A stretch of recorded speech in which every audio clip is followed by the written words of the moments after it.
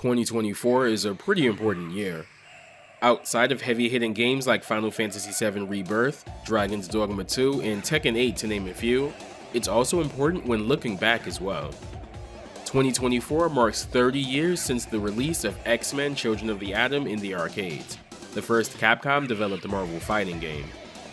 Without Children of the Atom, we don't get Marvel superheroes, X-Men vs. Street Fighter, and thus the Capcom vs. series. Okay, there's a chance maybe Capcom vs. SNK would have still happened in spite of that, but you get the sentiment I'm going for. And with the exception of Marvel vs. Capcom Infinite, for reasons discussed to death already, there's one character that's been there right from the beginning, showing up in every single entry. I mean, you clicked on this video, you already know who it is. He's the best there is at what he does, and what he does best isn't very nice. It goes without saying that Wolverine is one of the most popular comic book characters of all time. I know Wolverine. You know Wolverine. Hell, your parents probably know Wolverine. As a child of the 90s, it was impossible going somewhere and not seeing him on a t-shirt or another kid's backpack or something. He was everywhere. Wolverine debuted in the pages of Incredible Hulk 181. Created to have a Canadian-born character in Marvel's stable, Wolverine's initial costume was designed by the legendary John Romita Sr. The following year, Wolverine would be picked up in the legendary Giant-Size X-Men, joining a new team of X-Men assembled by Xavier to rescue the original team from a mission gone wrong. Chris Claremont would then later take the reins using the Giant-Size X-Men roster to start his legendary Uncanny X-Men run, with Wolverine going from a moody brawler with not much in the way of personality to one of the most mysterious and popular members of the team. Wolverine's history was a mystery to even himself, having no memory of his early life. Readers would be drip-fed bits and pieces of his backstory over the years, revealing that he was experimented on as a part of the Weapon X program, had ties to Japan, and might be far older than anyone realizes. It was eventually revealed that he was born as James Howlett, and lived in Canada with his family as a child. His parents were largely never available, and he was attended to by a young girl named Rose. The groundskeeper for the estate would murder James' father in a drunken stupor, which triggered his mutation, a set of bone claws that protrude from his wrists, causing great pain. James killed the groundskeeper, who he'd later find out was his biological father.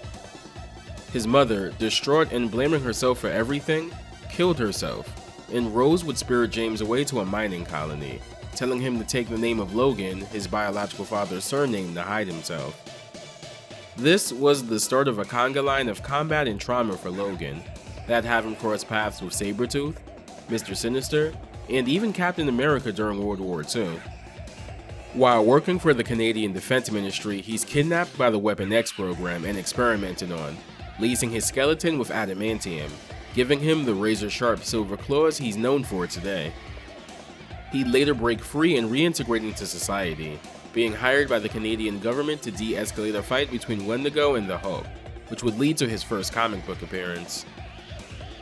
On top of his claws, Wolverine's most pronounced mutant ability is his healing factor, which functions at a far more accelerated rate than most normal humans, and allows him to shrug off injuries that would otherwise kill most other people. Because of this, he's resistant to most diseases, and ages slower than most other people. He does have one major fear and weakness, however. Because of the weight of his adamantium skeleton, Logan doesn't do well in deep waters, as the weight of his adamantium affects his buoyancy and keeps him from being able to swim, making drowning one of the only surefire ways that he can be killed. Wolverine's first appearance in a Capcom fighter was in 1994's X-Men Children of the Atom, being the character to appear most prominently in the game's marquee art. His voice actor from Children of the Atom to Marvel vs. Capcom 2 is Kyle Dodd, who most famously voiced Wolverine in X-Men the Animated Series. Dodd, along with Lenora Zan, who I mentioned in Rogue's video, is also one of a handful of voice actors that'll be coming back for X-Men 97. Wolverine is probably one of the first characters people think of when they think of Marvel vs. Capcom, and I know a lot of people, myself included, love the guy. So without further ado, let's get into it. I think this is the first time I'll be talking about Children of the Atom in this series. While this and Marvel Superheroes aren't technically part of the Versus games, so many things both aesthetically and mechanically are derived from these two games that it'd feel weird to not cover them. Wolverine is largely the same character across all of his Capcom fighting game appearances. He's a fast, relentless, in-your-face rushdown character. He has to work a bit to get in, but once he does, it can be hard to shake him off. He has a few unique commands outside of his special moves though. First is his claw slide. This is done with down forward and heavy punch. This is a low profile slide that can go under some projectiles if spaced properly. Next is his stomp kick, done with down and heavy kick in the air. Wolverine dives straight downwards, leg extended out from under him. If you do a normal jump and do this move, Wolverine can act pretty fast after it. But if you do this with a super jump, he will bounce off of the opponent higher, making follow-ups a little bit more impractical. Wolverine also has a wall kick, done by jumping back towards the wall and then jumping forward. Last is perhaps his most interesting tool, and one that remains exclusive to this game to this day: kickoff. After doing any normal in the air, on hit or on block, Wolverine can hold back and an attack button to leap away from the opponent. He leaps away relatively fast, so if you're not confident in your pressure, it's not a bad way to disengage. Wolverine's first special move is Tornado Claw, done with a Dragon Punch motion in any punch, the punch strength determining the height. Wolverine can also mash this for more hits. His second move is Drill Claw, done with a punch and kick button of the same strength. Wolverine can actually aim this by holding a direction when pressing both buttons. This is a really good move to throw out away from your opponent to build meter. Every character in Children of the Atom has special powers that can be activated with a bit of meter. First is Berserker Charge, done with a quarter circle back in 3 punches. This gives Wolverine a speed boost for a short period of time.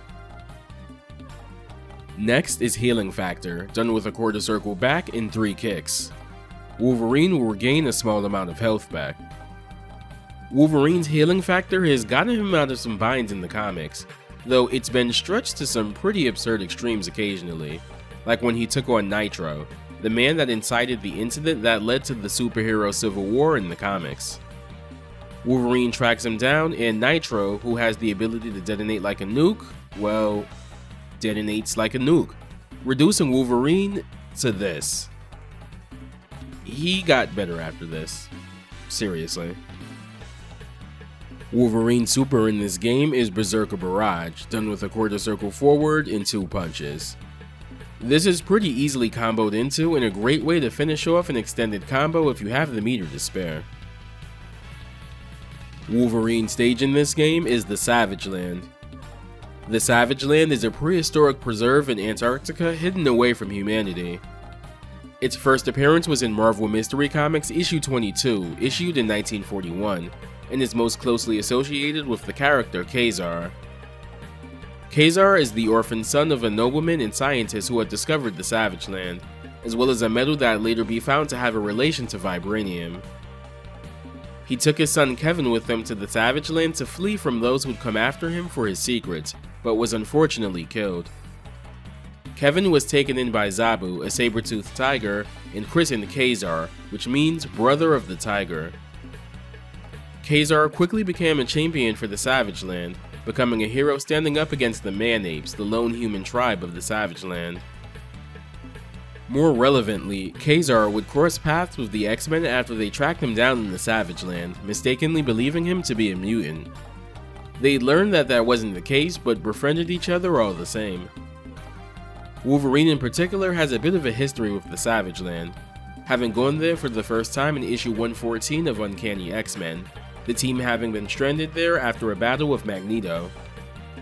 Being a place that's, well, savage, Wolverine felt right at home, being able to cut loose against the local hostile wildlife and using his tracking abilities to their fullest extent, so it makes sense that it'd be his home stage in Children of the Atom. The stage itself takes place on a rock formation that seems to be moving down a river of lava. In the background, various prehistoric life can be seen running by from right to left. Eventually, the platform you're fighting on halts, giving you a cleaner view of what looks to be an active volcano in the background. The theme for this stage is interesting as well. It has an unmistakable edge to it with its guitar riffs and its fast-paced percussion, before transitioning into a slower, almost melancholic, contemplative melody before looping back to the beginning of the track. This would become something of a recurring theme for Wolverine's themes in Capcom fighters. They tend to blend hard-edged melodies with slower, almost sadder ones, and this is likely intentional. For as violent and brutal as Wolverine is, he's a man that carries a lot of pain and sadness with him.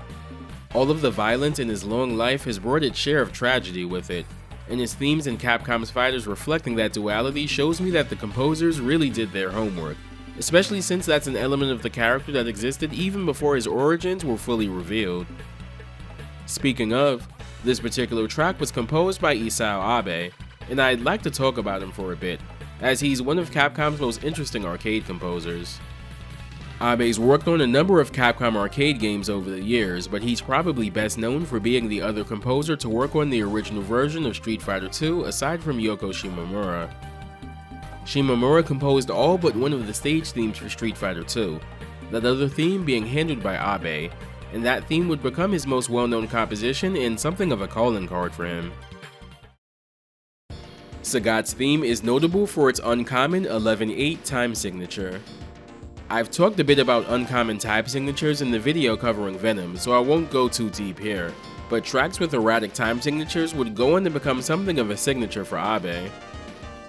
He'd go on to do the arrangement of Sagat's theme for Super Street Fighter II, as well as compose T-Hawk and DJ's themes.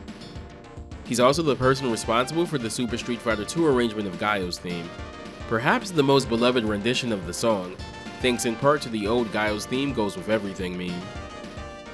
Examples of soundtracks he'd work on would include Knights of the Round, Cadillacs and Dinosaurs, Star Gladiator, and Pocket Fighter, that last one being composed almost entirely by him. Abe is also notable for composing the versus screen music for Street Fighter II, as well as the Here Comes a New Challenger jingle, the latter becoming so recognizable that he'd be selected to do the equivalent jingle for any other fighting game he worked on, Children of the Atom included. It's worth noting that the Children of the Atom Here Comes a New Challenger jingle got an arrangement for the Versus games and X-Men vs. Street Fighter. Let's go. Here comes a new challenger. Abe's other contributions to the Children of the Atom OST include the theme for Omega Red stage, The Deep, and the On the Blackbird stage for Storm, that latter one being my second favorite theme from a Marvel fighter, period. Abe's last known contribution as a composer to Capcom was in the early to mid 2000s, but I wanted to highlight him here, as he was a really big part of what made Capcom's arcade sound so distinct in the 90s, and I think it's high time he got his flowers. Here are Wolverine's colors.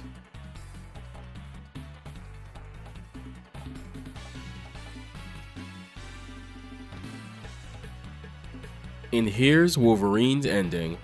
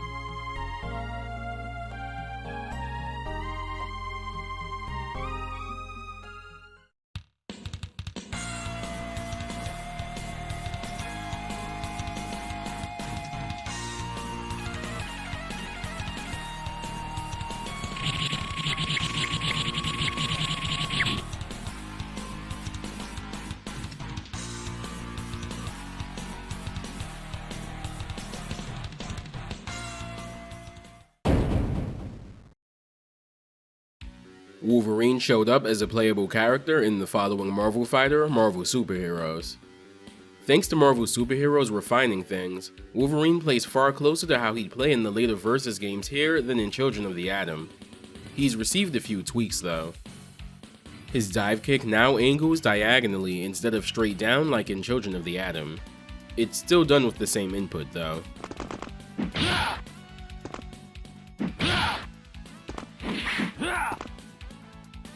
Berserker Barrage is now a standard special move, done with a quarter circle forward and punch. Mashing the punch buttons allows it to do more hits. Barrage! Berserker Barrage! Berserker Barrage! He still has a super variation of this, upgraded even further past Children of the Atom's version named Berserker Barrage X. A neat little thing the X-Men characters keep in subsequent games is the little voice clip of the announcer shouting out X during the move's startup. X. Wolverine also gets a new super in this game, the Rad as Hell Weapon X, done with a Dragon Punch motion in 2 punches.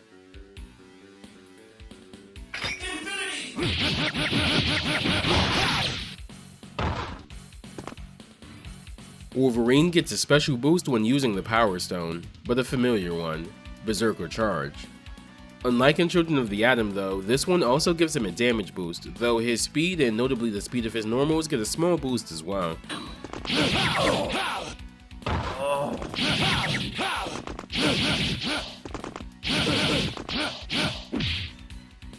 Wolverine's stage in Marvel Superheroes takes place at what looks like a pedestrian bridge in the vicinity of the Canadian Rockies. It's worth noting that Wolverine was born and raised in Alberta, one of the areas the Canadian Rockies pass through, so that tracks. As the fight goes on, pieces of the bridge begin to fall off. When enough of the support for the bridge is broken, the walkway falls into some raging rapids, serving as a makeshift raft. It continues to do so until a winner is decided, and on the victory screen, the raft tumbles down a waterfall along with the defeated character, the victor standing victorious on a conveniently placed rock plateau. I've always thought it was pretty badass that this stage in particular has a unique victory sequence, and one that kinda simulates a fight to the last breath is perfect for a Wolverine stage. Speaking of things that are perfect, Wolverine's theme in this stage is in my opinion his best theme in any of Capcom's fighters. It treads that line between hard-edged and somewhat wistful that his Children of the Atom theme does, but I think the standout part is the opening riff of the song.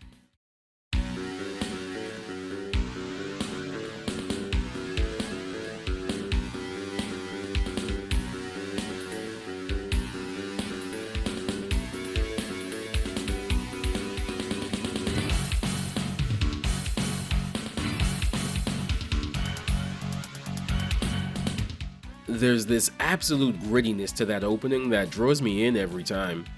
The bass line in particular is a real standout. As the song transitions into the guitar-led main melody, there's some accompanying orchestra hits thrown in for good measure. I think this is just about the only Wolverine theme in these games to use orchestra hits this much, if at all, so it makes it stand out even more among his other themes. The percussion in this song, but especially in the bridge, is also kind of insane. Seriously, just listen to it.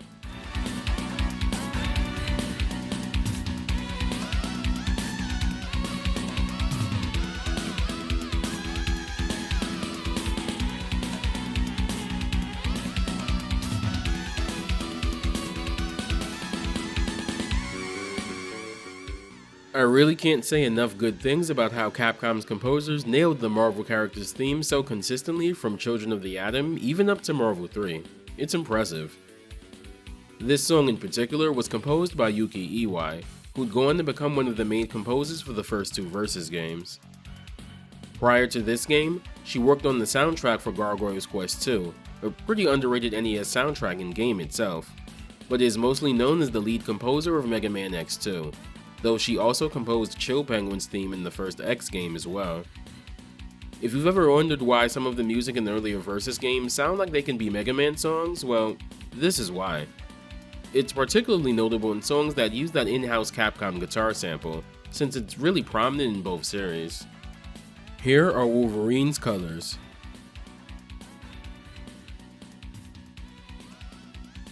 And here's his ending.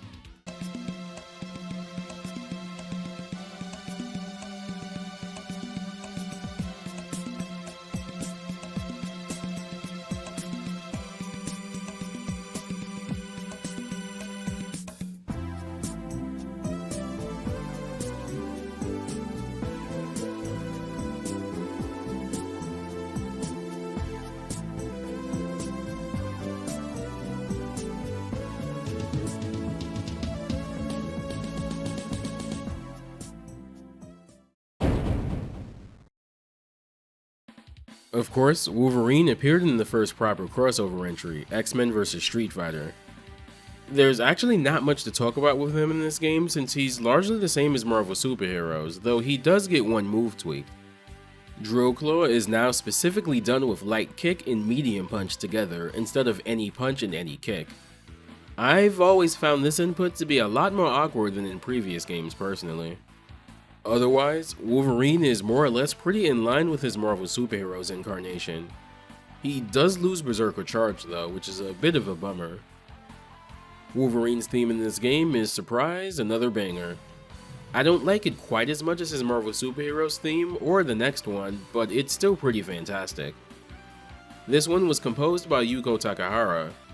Like Yuki Iwai, she also served as lead composer for a Mega Man game prior to this game, Mega Man 6 on the NES, though she also composed Boomer Kuwanger's theme in Mega Man X1. She's also the original composer for Charlie and Rose's themes in Street Fighter Alpha 1, as well as some tracks in Mega Man 7, including a theme I'm sure haunts most Mega Man fans' nightmares.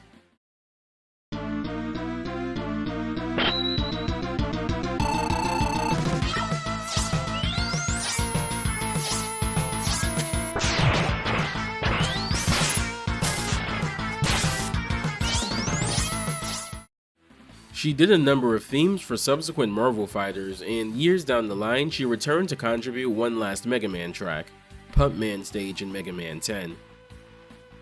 Here are Wolverine's colors in the arcade version.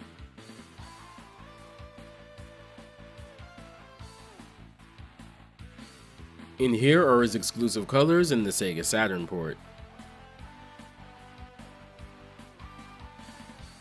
And here's his ending.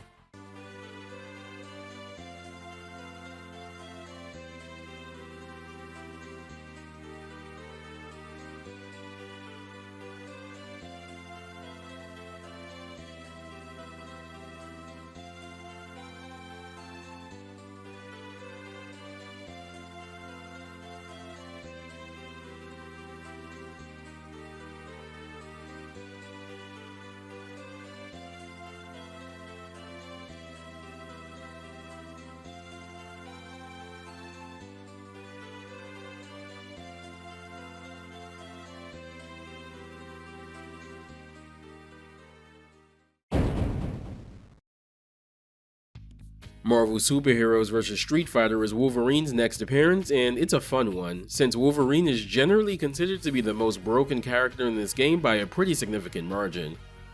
I don't think there's any other Marvel fighter from Capcom where the best character in the game is so far above everyone else. Even Marvel 2 at least has a group of 4 characters that kind of serve as checks to each other. Wolverine does get some changes in this game I'd like to touch on though. For one, his dive kick has now been reverted to the Children of the Atom stomp kick incarnation that goes straight down instead of at an angle. It still has the same input though.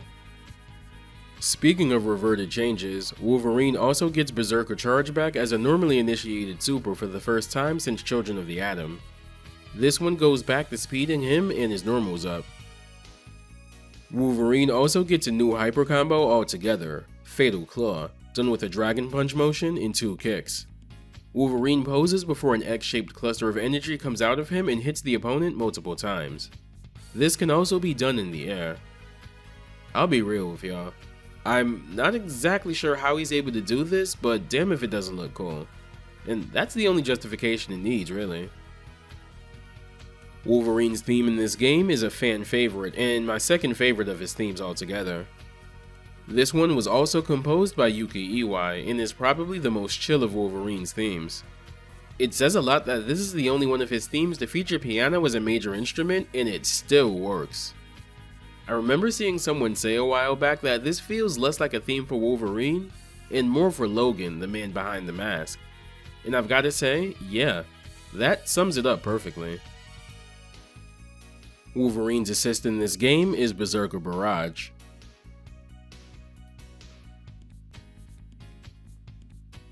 Here are Wolverine's colors in the arcade version.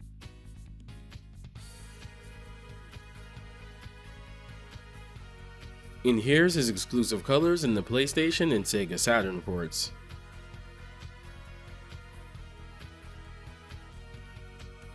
And here's his ending.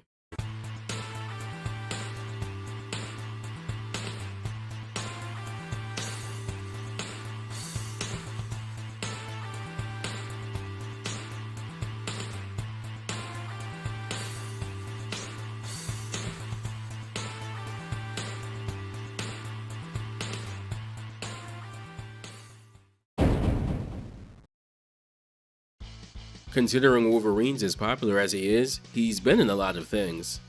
Not all of them have been great, but there's a lot out there that is.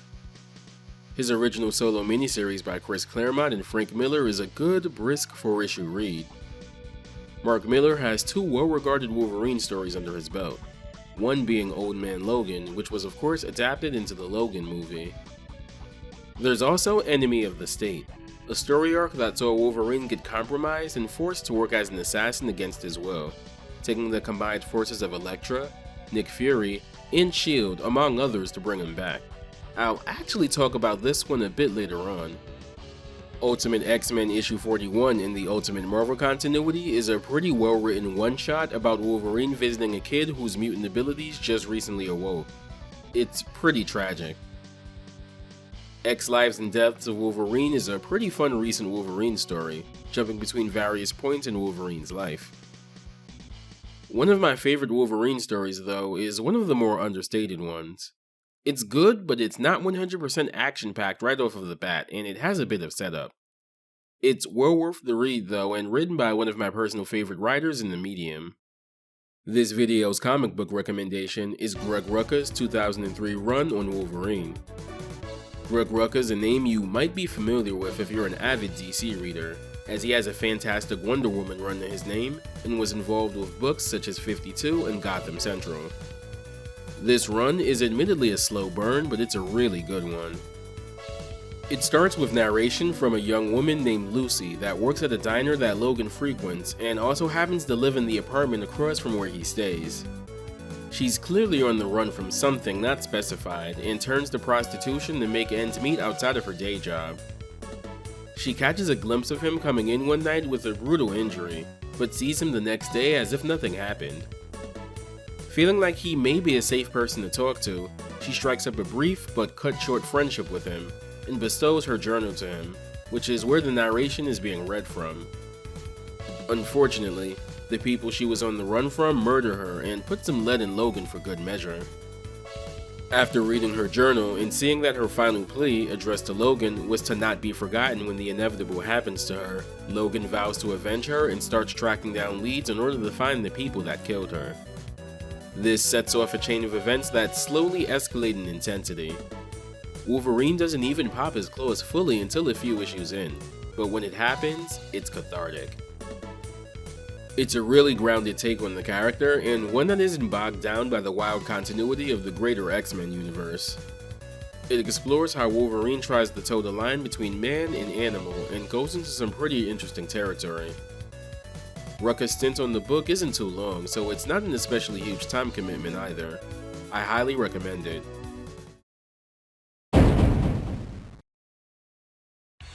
Wolverine in Marvel 1 is pretty similar to his Marvel Superheroes vs. Street Fighter incarnation. He does get one new move, however, Berserker Slash, done with a quarter circle back and punch. Doing this close enough to the opponent will have Wolverine cross them up, though the move doesn't auto-correct the attack direction, so it'll whiff in some situations.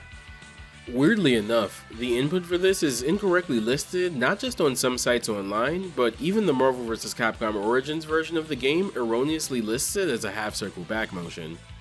Wonder how that happened. Wolverine's theme in this game is once again composed by Yuko Takehara, and this one almost feels like the opposite of the previous theme, in a good way. If the Marvel Superheroes vs. Street Fighter theme represents the man Logan himself, then his Marvel 1 theme represents the Berserker in him. This theme starts off pretty fast-paced and never really lets up for the rest of its runtime. I think it's really cool that he's had themes that combine both aspects of his personality, and themes that lean heavier into one particular side. Here are Wolverine's colors in the arcade version.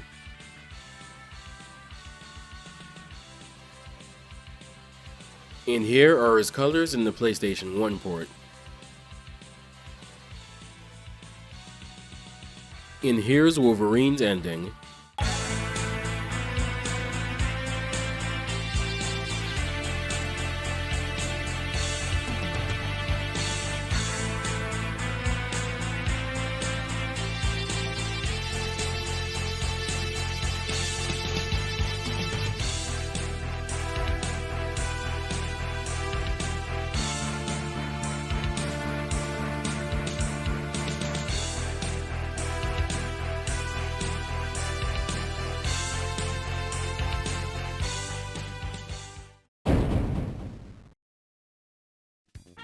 So, Marvel vs. Capcom 2. This is a weird game for our Claude friend here. Wolverine himself is largely similar to his appearance in Marvel vs. Capcom 1. Wolverine's first assist is Berserker Barrage. Barrage! Come on! Barrage! His second assist is Tornado Claw. Come on! Tornado Claw! Come on! Tornado Claw! His third assist is Drill Claw. Drill Claw!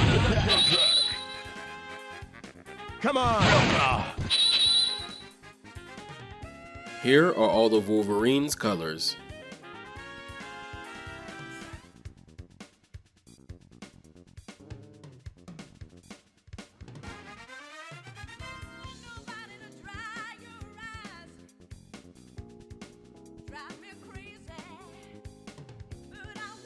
So, what exactly makes him so weird in Marvel 2? Well...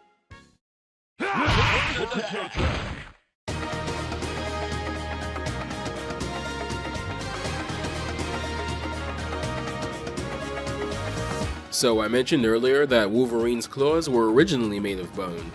The thing is, this actually wasn't known until the early to mid-90s or so. Following the events of the Fatal Attractions arc, where Magneto ripped the adamantium out of his body, Wolverine would later sprout new claws made of bone, much to the surprise of readers, let alone the other X-Men. He'd used these claws for a good chunk of the 90s, though this also caused changes in his physiology, making him look and act more beast-like. He eventually got his adamantium back because, well, comic books. According to a developer interview translated by Shumplations, and a link to their article will be in the description, not only was it Capcom's idea to include Bone Claw Wolverine, but they actually wanted him to be the only version of Wolverine in the game. However, Marvel was adamant, pun kind of intended, that Wolverine not be removed, but wasn't opposed to the idea of Bone Claw being in alongside him. Thus, we got both versions on the roster. On the surface level, the most obvious differences are that Bone Claw Wolverine takes more damage and lacks Berserker Slash, Fatal Claw, and Berserker Charge. The differences actually run a bit deeper than that though. For one, his crouching medium kick doesn't trip up the opponent like regular Wolverine's does.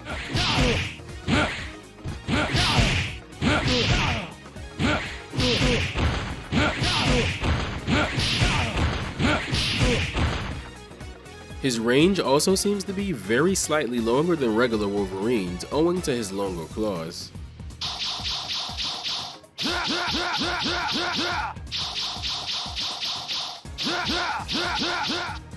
When mashed out, Bone Claw's Berserker Barrage actually does more damage than regular Wolverine's. Very good.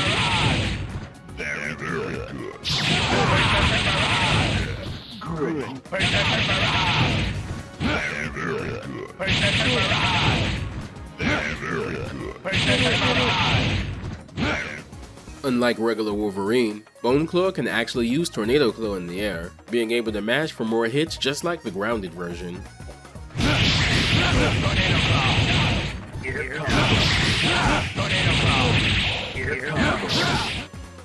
Bone Claw's dive kick goes back to the diagonal version from Marvel Superheroes and X-Men vs. Street Fighter, while regular Wolverine retains the one from the last two Versus games and Children of the Atom.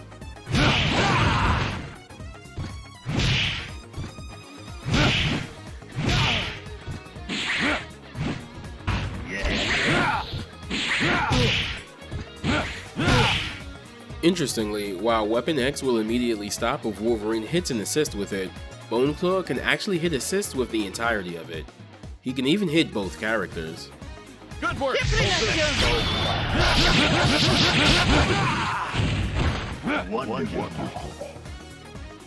His assists are entirely different too. His first assist is his standing heavy punch.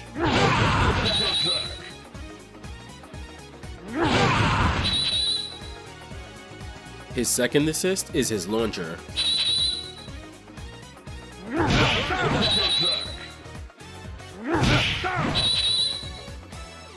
His third assist is his claw slide.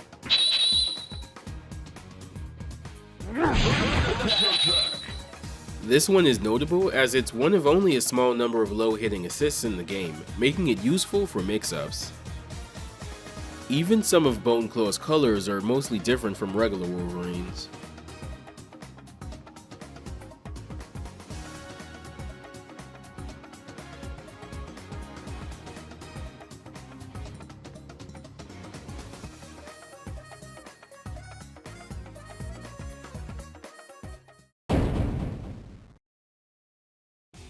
Wolverine returns in Marvel vs. Capcom 3, getting top billing on the Marvel side this time, opposite of Ryu, and was one of the first 6 characters revealed for the game. His design's been updated as well, using the costume first seen in the Astonishing X-Men series. Wolverine's voice actor in Marvel vs. Capcom 3 is Steve Blum. What can I say about this man that even do him and all of his roles justice? Wolverine, Spike, Green Goblin, Mugen, Orochimaru, Amon, Jamie, friggin' Tom. There's so many more to name, but I think the point is clear. The man's a bona fide legend. At the time of Marvel 3's release, he was the go-to voice actor for Wolverine and still is for the most part. Wolverine's theme in Marvel 3 is notable, as it's the one and only time that his theme is an arrangement of a previous theme, being a Marvel 1 arrangement in this case. I'm actually okay with them breaking tradition for this occasion.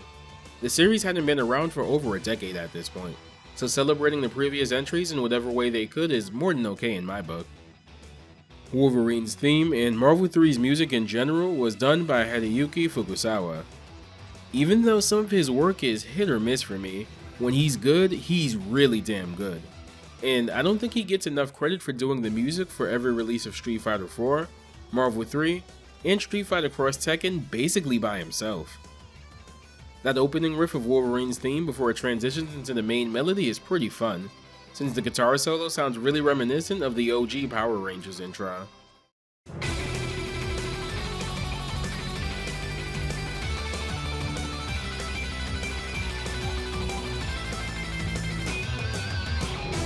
He'd go on to contribute a few tracks to Street Fighter V as well as the visual novel Witch on the Holy Night, which he'd serve as lead composer of. Gameplay-wise, this is probably my favorite incarnation of Wolverine. He feels like they took the best part of how he played and amped it up to 11 while still feeling pretty faithful to past games. Wolverine's old 1-2 medium punch combo now has a dedicated name and cross slash, done with medium attack, then light attack.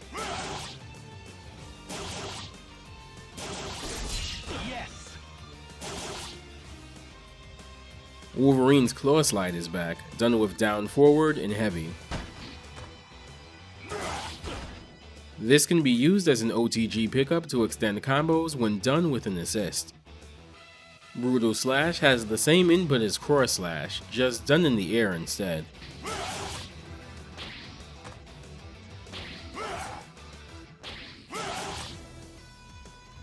Wolverine's dive kick goes back to the diagonal Marvel Superheroes and X-Men vs. Street Fighter variation, However, he doesn't bounce off of the opponent, and it has the additional property of ground bouncing any airborne opponent. Berserker Barrage is back, and like always, it can be mashed for more hits.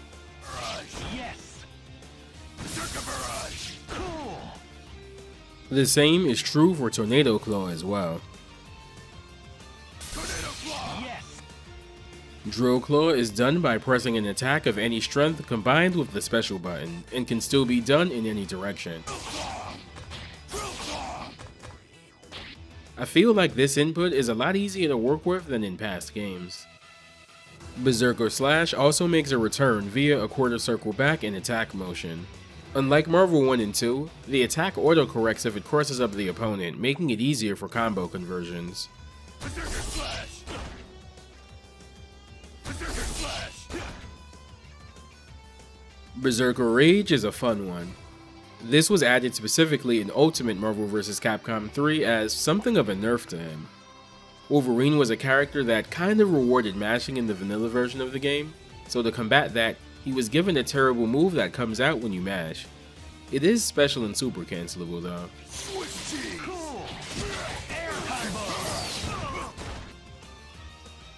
Berserker Barrage X is still here and done with largely the same input.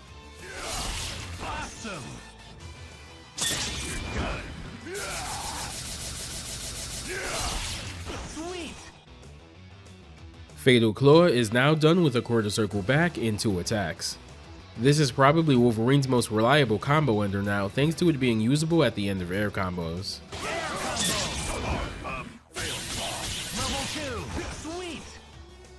You can also do some well-timed juggles with Tornado Claw to loop Fatal Claw for as long as you have meter as well.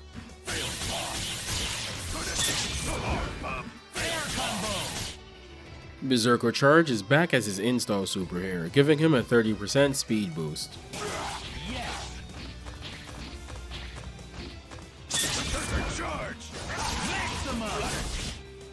Weapon X has been upgraded to Wolverine's level 3, done with a largely similar input as previous games. Wonderful. Weapon X.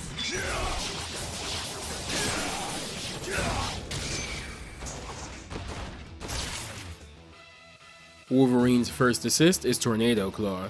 Later. Later. His second assist is Berserker Slash. Later. His third assist is Berserker Barrage. Later. Later. Here are all of his colors. Wolverine's second color is based off of his old school fan favorite yellow and brown design. This design debuted in Uncanny X-Men issue 139. His third color is based on his X-Force uniform. X-Force originally started in the 90s with Cable leading it, but was revamped in the mid-2000s as a Black Ops team assembled by Cyclops to handle morally questionable jobs the main X-Men teams couldn't afford to publicly deal with. His fourth color is a slightly more pale version of his standard color scheme. This was used in the Enemy of the State storyline. His fifth color is based on Wolverine's Age of Apocalypse counterpart. Age of Apocalypse is an alternate universe story where Apocalypse pretty much reigns over everything. It's a hell of a ride. His final color is the biggest deep cut.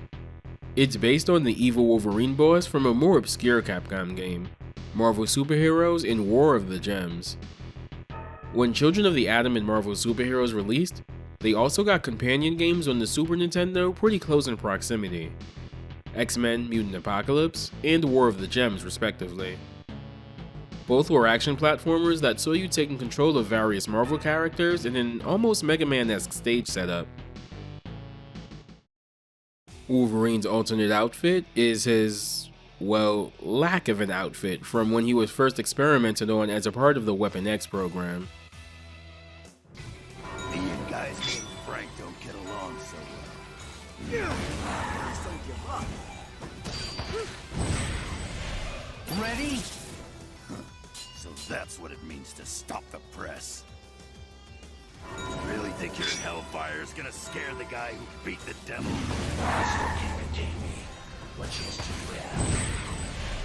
Ready? I've been to hell and back, bub. You don't stand a chance.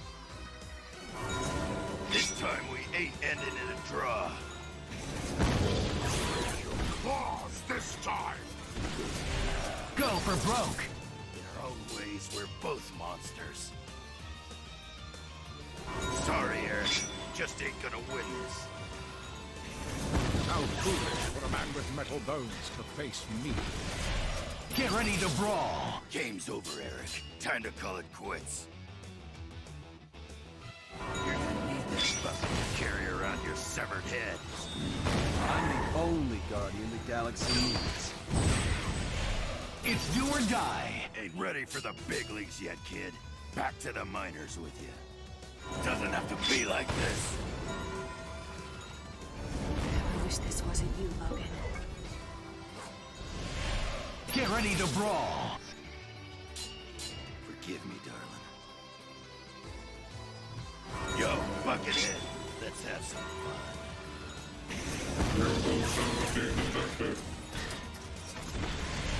Go for broke! Target eliminated.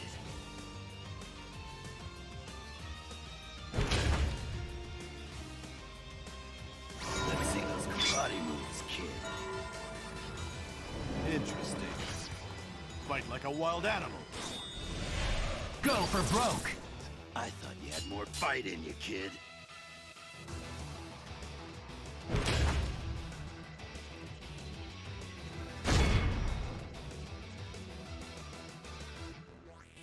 No need to hold back, Laura. Time to see the students become the master. Get ready to brawl! Ouch. You're one vicious kid.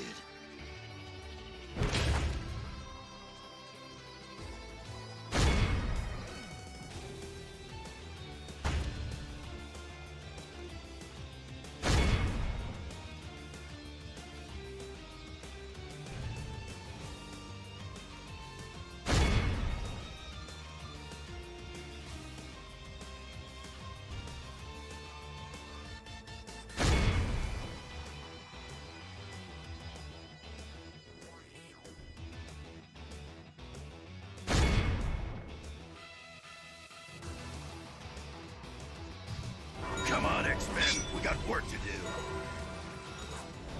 I've fought in more wars than you can count. Go for broke! Wolverine, like a few other characters in Ultimate, had the dialogue and their endings changed from the vanilla release.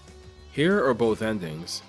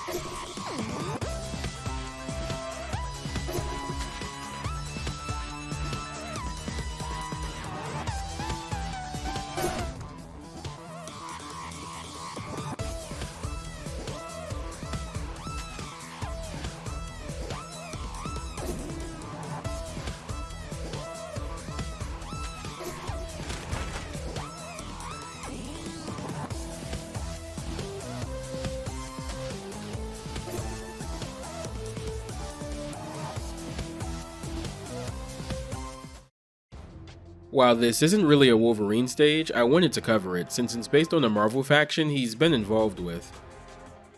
The Hand Hideout is likely one of many strongholds scattered about the globe for the Hand. The Hand is a ninja clan most commonly associated with Daredevil and Elektra, though they've had run-ins with other characters, like the Punisher, Iron Fist, and Psylocke to name a few. They're the main source of inspiration for the Foot Clan in the Teenage Mutant Ninja Turtles universe. One of a handful of nods that series makes to Daredevil. The Hand have the ability to resurrect people from the dead, usually brainwashing them in the process. Only a few people have been known to break free of that brainwashing, including Elektra and Wolverine himself. I've mentioned the Enemy of the State story a few times already, but I should elaborate. In this story, Logan is lured to Japan under the pretense that a relative of his ex-fiancée Mariko was being held for ransom. He was ambushed and then killed, only to be resurrected by the Hand and put under their control. He's used as an assassin for the Hand until Elektra, S.H.I.E.L.D., and the Fantastic Four, among others, rally to contain and get rid of his programming, before he gets even more out of hand, no pun intended. The Hand have actually showed up in a previous Versus game as well.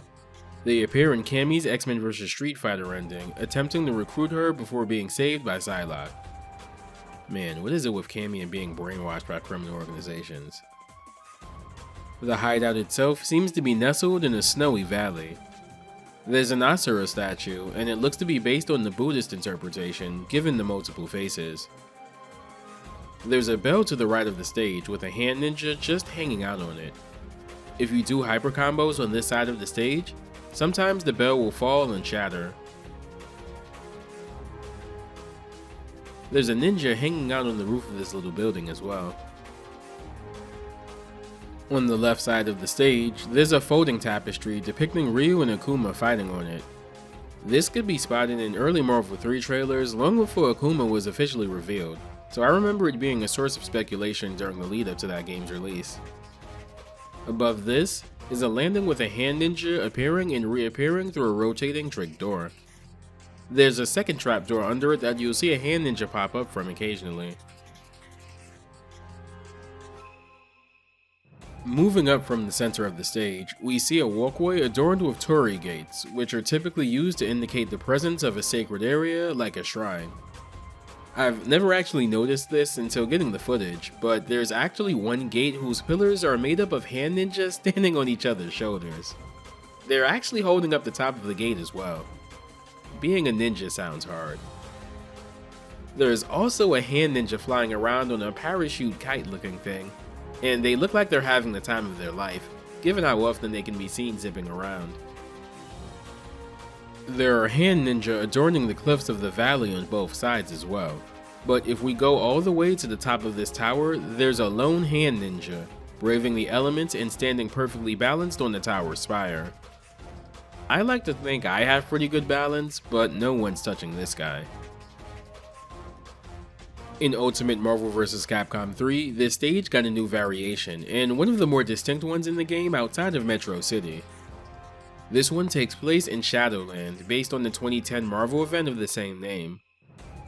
This story saw Daredevil become head of the Hand and construct the titular Shadowland in Hell's Kitchen, intending to use the Hand as a swift hand of justice for good. Okay, that pun was intended. As it turns out, Daredevil was actually possessed, as you do in comics, and it takes a bunch of street level heroes like Luke Cage, Spider-Man, and Iron Fist among others to rescue him. The Asura statue from the previous stage can be seen here as well, but the most prominent feature here is the throne with the possessed Daredevil sitting in it. Daredevil will actually turn his head towards wherever the players are at on screen, a detail I actually didn't notice until working on this video. Eat it, punk. Cool.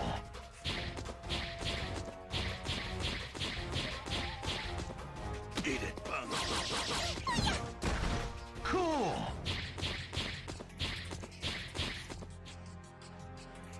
There's Hand Ninja with their flags to both sides of Daredevil sporting new costumes.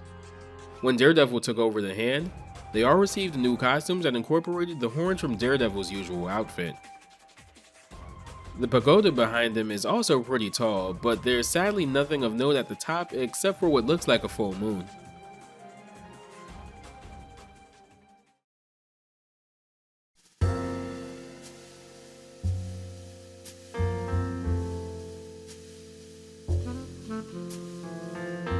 Wolverine is, in my opinion, one of the few characters that I'd call the heart and soul of the Versus games.